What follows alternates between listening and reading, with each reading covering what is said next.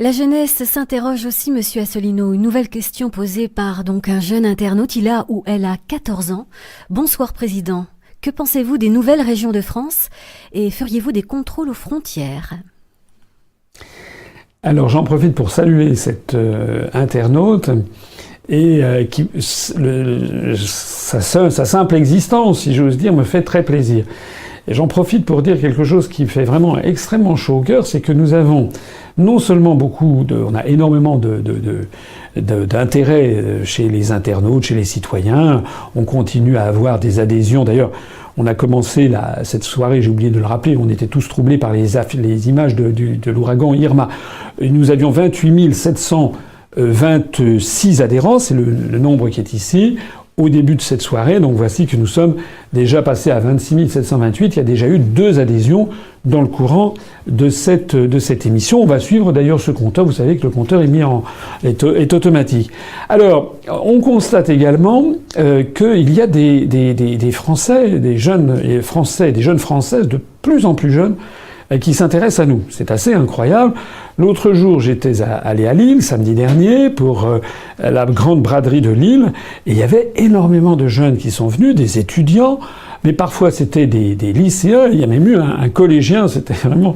je ne sais pas s'il m'écoute, sinon je lui envoie un petit coucou, qui a voulu absolument se faire dédicacer un tract par moi, et je lui ai demandé quel était son âge, et il avait 12 ans. Voilà.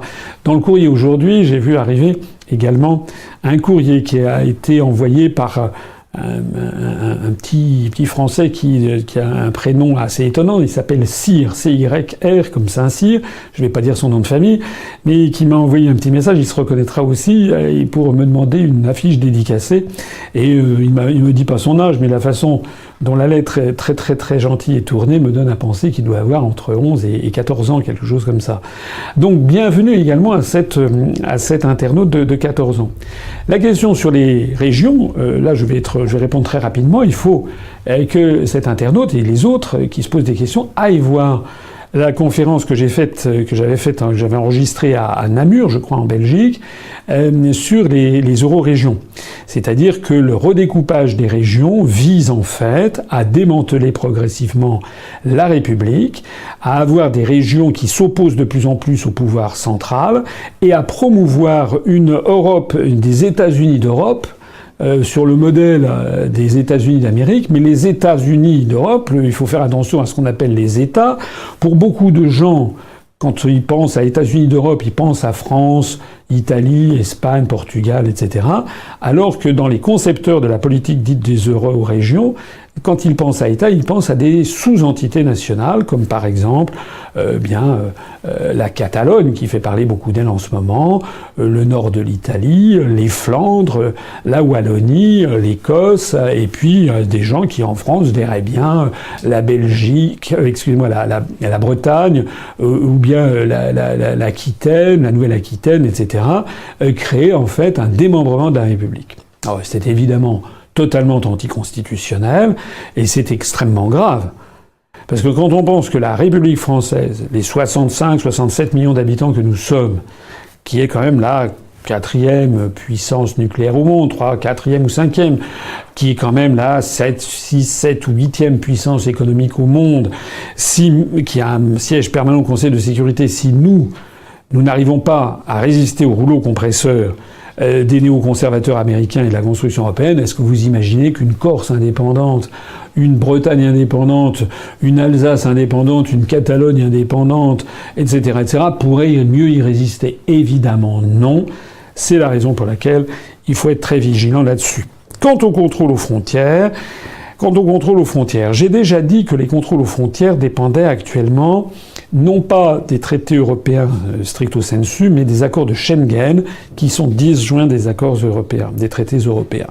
En revanche, la politique migratoire est fixée par plusieurs articles des traités européens. Donc, moi, dans mon programme, j'avais présenté l'idée selon laquelle il faut d'abord sortir de l'Union européenne pour récupérer nos leviers, nos pouvoirs de décision dans tous les domaines, y compris en matière migratoire. Et j'avais proposé que, s'agissant des accords de Schengen, on demande aux Français s'ils souhaitent que nous y restions ou que nous en sortions. Sachant que, comme je l'ai déjà dit, l'Islande ou la Norvège ne font pas partie de l'Union européenne mais sont dans Schengen, par exemple, alors que le Royaume-Uni ou l'Irlande, qui sont dans l'Union européenne, le Royaume-Uni l'est encore pour l'instant, eux ne sont pas dans Schengen, donc ce sont deux choses totalement disjointes. À propos d'ailleurs d'immigration, je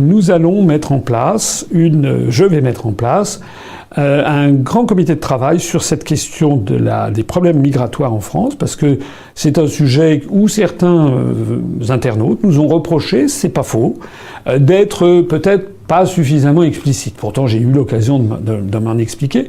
Moi, je souhaite faire comme le fait toujours l'UPR, c'est-à-dire faire quelque chose qui soit honnête, qui soit fiable, où on ne se berce pas ni d'illusions, ni de fantasmes, etc. Et on regarde en face la question des problèmes migratoires en France. Qu'est-ce qui se cache derrière? Quelles sont les forces qu'il y a derrière?